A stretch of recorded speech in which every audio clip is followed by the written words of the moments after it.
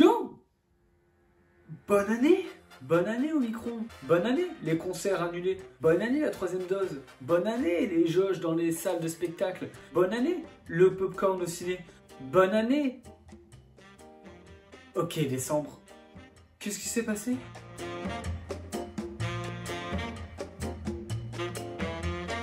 Bon alors, pas besoin de vous rappeler que niveau sanitaire, c'est la gigacrotte. On a des records de cas de personnes positives depuis fin décembre, avec près de 250 000 cas par jour. Alors, les restrictions pleuvent, le pass vaccinal arrive, les vaccins, eux, semblent se multiplier de plus en plus vite, diminuant a priori les contaminations et surtout protégeant contre les formes graves du Covid. Plus droit de danser dans les bars, de boire debout. Le masque revient à l'extérieur dans certaines zones. Interdit de manger, de boire en salle de spectacle, dans les transports. Bref, 2022 s'annonce gay. Bon alors le Covid plus Noël et toutes les fêtes de fin d'année ont pris beaucoup de place sur les informations du mois de décembre. On peut noter quand même des petites choses positives avec le retrait de la Russie de la frontière ukrainienne, car oui, en début du mois de décembre, la Russie s'était installée, mais genre bien installée, genre confort militaire, etc., à la frontière qu'elle partage avec l'Ukraine. La Russie avait ramené son armée, ses petits tanks, ses petites menaces, et sachant l'antécédent qu'ont les deux pays, ça pouvait présager des choses pas très cool.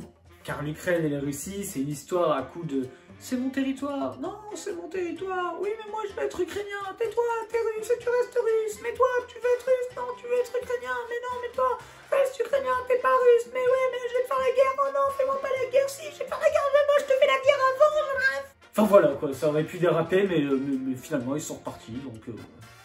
De l'autre côté du globe, outre les vagues de Covid, on a eu de nombreuses tornades qui ont frappé les États-Unis, qui ont fait morts et victimes en pleine période de fête et de crise sanitaire. Que des choses fortes, du coup, pendant ce mois de décembre, la remontée du Covid, l'armée russe, les grosses tornades.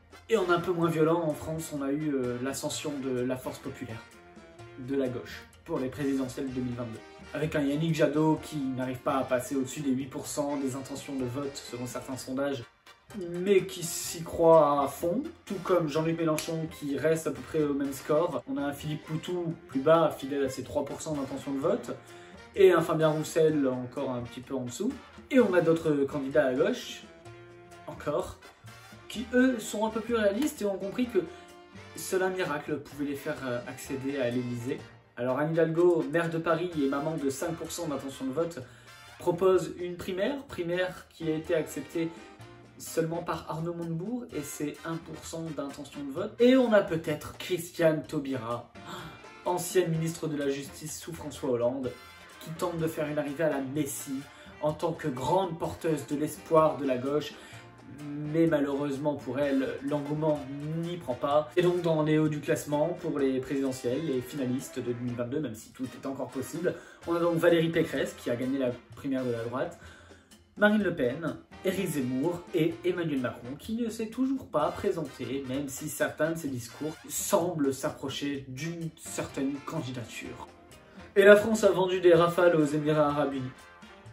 Je ne savais pas où le mettre, donc voilà. On parle de Macron, France, gouvernement, argent, rafales, Émirats Arabes Unis, Arabes, Zemmour, Le Pen, Pécresse.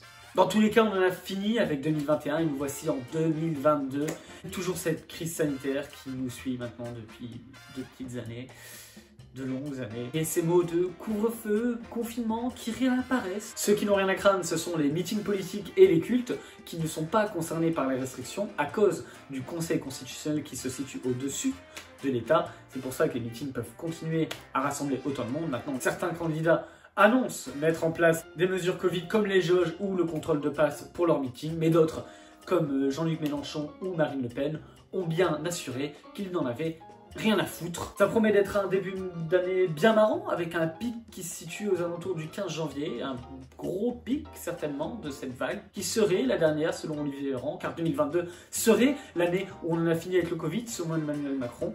En tout cas, les débats, eux, commencent topissime en 2022 avec Marlène Schiappa dans une émission de cuisine, avec un drapeau européen sous l'Arc de Triomphe qui fait s'exciter absolument tout le monde. 2022, l'année où tout le monde va donner son avis sur tout, comme l'année dernière. et l'année d'avant en fait. En tout cas, c'est bien sûr, le mois de janvier fera parler de lui. Bon courage, bonne chance et gros bisous.